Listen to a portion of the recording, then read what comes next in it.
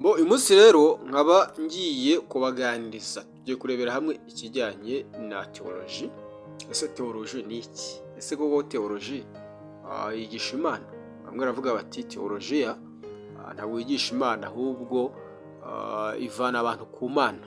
Impamvu bahera kuri ibyo ngibyo ni uko usanga abantu baragiye baziga, ariko ugasanga ntabwo bahuza mu bintu bijyanye n'imyemerere cyangwa se no kwemera Imana. Ese wigeze wumva abantu bavuga teoloji cyangwa se teolojiya ariko ntibasobanukirwe, cyangwa se nawe ukaba utabasha gusobanukirwa neza? Rero hari abibaza bati ese teoloji ni ukwigisha Imana, ni siyanse y'abashumba gusa, cyangwa ni uburyo bwo gusobanura Bibiliya gusa? Ariko ikibazo gikomeye ni uko abantu nyine mu by'ukuri bakunze kubaza ese kuko umuntu ashobora kwigisha Imana cyangwa kuyisobanura neza ukwiri? Muri iyi video rero tugiye kubasobanurira mu buryo bwimbitse ariko bworoshye nanone, kandi rero tugiye no kurebera hamwe icyo teoloji itubwira ku bijyanye no kwizera. Ubundi teoloji ni ijambo rikomoka ku kigiriki risobanura teo. Teo bisobanura Imana, naho loji ni ukwiga cyangwa se gusobanura. Rero bifatanye hamwe n'ibyo tuvuga ngo ni teoloji. Iyi teoloji cyangwa se teolojiya ni ukuvuga ngo ni ukwiga no gusesengura iby'Imana, imyizerere y'amadini, n'uko abantu basobanura Imana mu nyigisho zabo. Iyi rero niyo teoloji. Icy'ingenzi rero mu by'ukuri, teoloji si Imana yigishwa, ahubwo ni abantu bigira ku Mana n'ibyemerera byayo. Ni ukuvuga ngo abandi abantu Imana ubwayo nta n'uwayiga ngo azamenye ibyayo. Rero ahubwo usanga nyine abantu ngo hari ibyo bashaka kwigiraho, ariko icya mbere ugomba kumenya, hari uko Bibiliya isobanurwa, hari ibyo Korowani isobanura, hari uko amadini asobanura Imana, hari uko abahanga mu by'iyobokamana batekereza ku Mana. Ibi ni byo ugomba kubanza kumenya muri teoloji. Ni ukuvuga ngo hari uko Bibiliya isobanurwa, ikindi hari uko Korowani isobanurwa, iyo ni teoloji nyine. Hari uko amadini asobanura Imana, hari n'uko abahanga mu by'iyobokamana batekereza ku Mana. Noneho hari n'Imana ubwayo. Hari n'Imana, hari no gusobanura iby'Imana nanone uyobowe n'umwuka w'Imana, ariko ibyo ntabwo byo biri muri teoloji. Rero hari ibitekerezo abantu benshi bajya bibeshyaho, bavuga ko teoloji ari ukwigisha Imana. Oya, teoloji ntabwo ari ukwigisha Imana, yewe nta nubwo ari ukwiga Imana. Uyu muntu yigisha teoloji ntabwo aba yigisha Imana, n'uwiga teoloji nawe ntabwo aba yiga Imana. Niyo mpamvu uzasanga umuntu yize teoloji, uriya akiga indi, uriya akiga indi, ugasanga abo bantu ntabwo bahuza. Rero ni ukuvuga ngo ntabwo ari ugufata Imana nk'ikintu ushobora kugenzura. Oya, Imana icya mbere iri hejuru y'ubumenyi bw'abantu, ariko teoloji ni ubumenyi bw'abantu.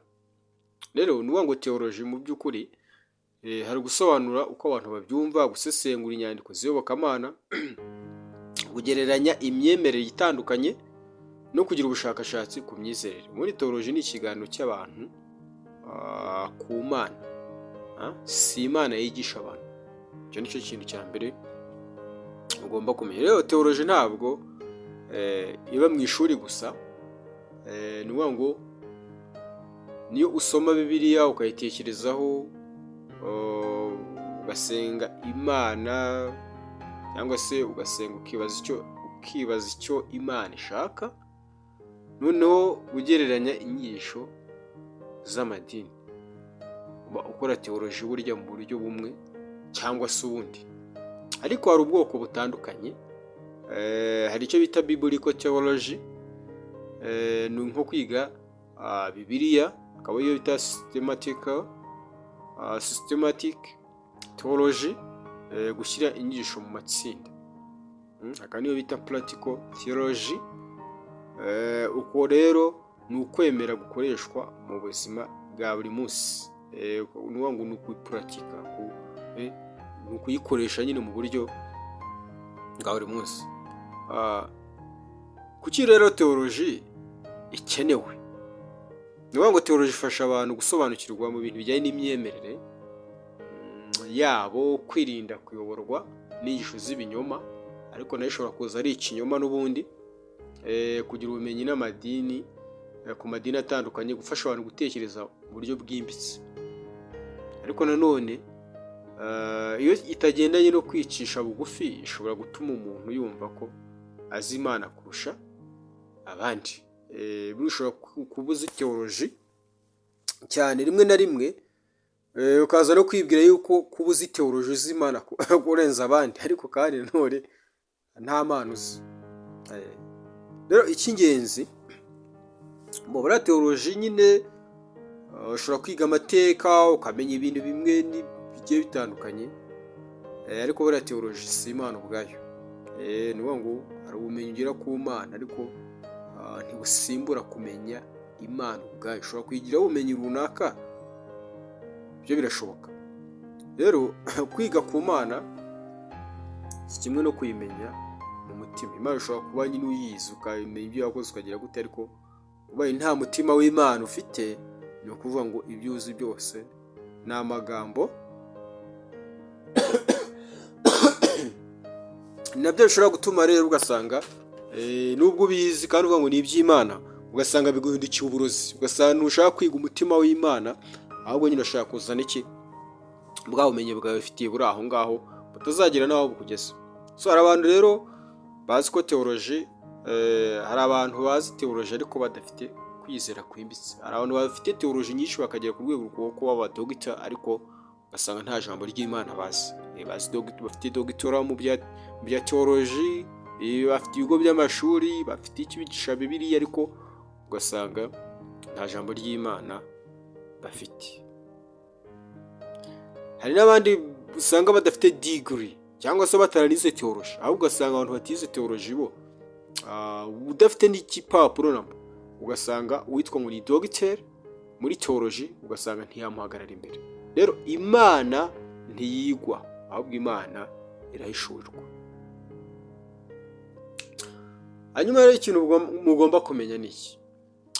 Teoloji ni teoloji nyine, ni uburyo bwo kwiga no gusobanura iby'Imana n'imyemerere y'abantu. Ariko ikibazo ni iki ngiki: ese turi kwiga ku Mana gusa, cyangwa turi no kuyimenya mu buzima bwacu bwa buri munsi? Niba warize teoloji, wagiye wiga ahantu hatandukanye, wize ibintu bitandukanye, ariko se teoloji yawe yakumariye iki? Amadini wenda ari hano mu Rwanda, reka tuvuge ari hano iwacu, ngo umuntu wese waragiye yiga teoloji cyangwa se teolojiya, ugasanga iyi teolojiya, wasanga umwadeperi iyo yize siyo wo muri presbyterienne yize, ugasanga wo muri catholique siyo yize, ugasanga wo muri IR siyazi. Urumva ibyo bintu ari iby'Imana cyane iby'abantu nyine? Niba teoloji yaba yigisha Imana cyangwa se ari ukwiga Imana, abantu bakaba bafite wa mutima umwe wo kumenya Imana imwe, ariko uzasanga umuntu ajya kuyiga kugira ngo abe igihangange, umuntu ajye kuyiga kugira ngo amenyekane, ajye ahagarara hariya bavuga bati uyu ni igihangange azi Imana, ariko Imana ntabwo ijya yigwa. Imana ntiyigwa mu ishuri, Imana ntigirwa muri teoloji. Uzasanga umuntu wese aza kubwira ibye, undi aza kubwira ibye, undi aza kubwira ibye, noneho mu by'ukuri usange nta Mana ari muri ibyo bintu. Rero niba wumvishe iyi video yacu rero igufashije, kore subscribe, muhari ku bwacu natwe duhari ku bwanyu. Kore subscribe, ukore like, kore comment, kandi umbwire muri comment wo utekereza iki kuri teoloji. Ni iki ifasha abantu? Ese ifasha abantu kurushaho kwegera Imana cyangwa ibatandukanya nayo? Wowe iyo wumvishe ukumva ibya teoloji, ubyumva ute? Wifata gute? Ese wayiga ntiwayiga? Ni iki wumva mu by'ukuri wabasha kumva cyangwa se gukora kuri teoloji? cyangwa se teoloji. Rero reka nsoreze ahangaha. Iyi rero nisobanukirwa 5 TV. Ushatse kunyandikira wandike kuri 0788 36 64 15.